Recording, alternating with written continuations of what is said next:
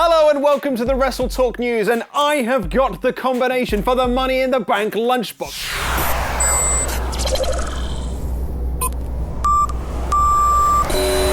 Lunchbox. My goodness, good. Ah! Support WrestleTalk! Give us a subscribe. Hello and welcome to the WrestleTalk News. I'm Ollie Davis. Following this week's SmackDown Live, Baron Corbin took on Shinsuke Nakamura in a dark match for the live audience only. In a very uncharacteristic move following his loss though, big grumpy Baron Corbin seemingly broke character to give his presumably very sweaty t-shirt to a crying child at ringside. The Lone Wolf has since corrected reports that he has a heart, tweeting he only hands out t-shirts to kids from his own pack. Actually, that was family. I don't care about other people's kids. Know your facts before tweeting like you know something. This week's SmackDown Live was slightly up from last week's July 4th show, pulling in 2.47 million viewers. But what did you make of the episode? 59% of you agreed with Luke Owen's smack bang in the middle rating, while 30% thought it was even better at Smacktastic. Given how Enzo Amore's booking on the main roster has mainly been him being thrown around like a rag doll and being broken up from his tag team partner, never even holding the Raw tag team titles, you might think someone's got it in for the certified G Backstage. Turns out that's probably right. The latest edition of the Wrestling Observer newsletter reports Enzo Amore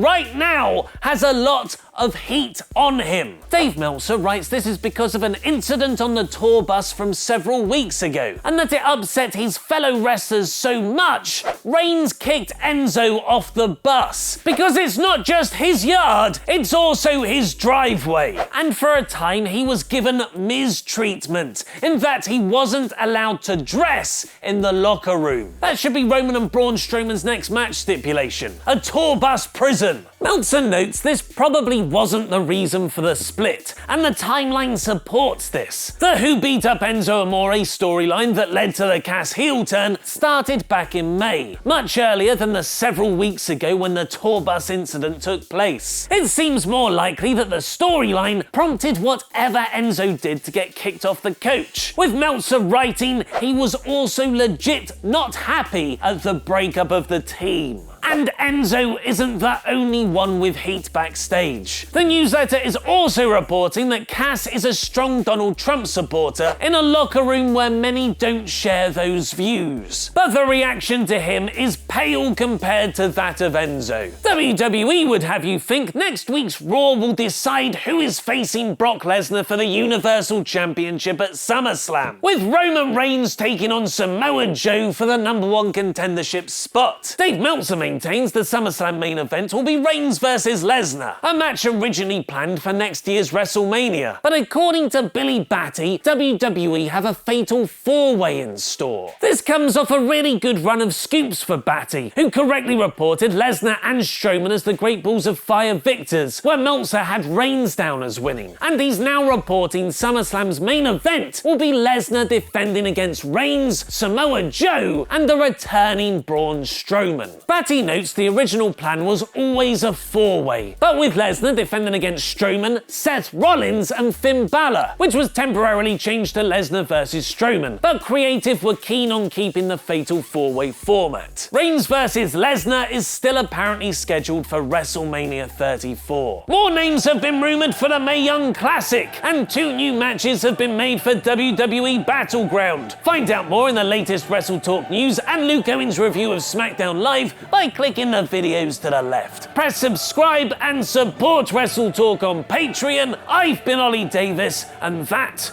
was wrestling.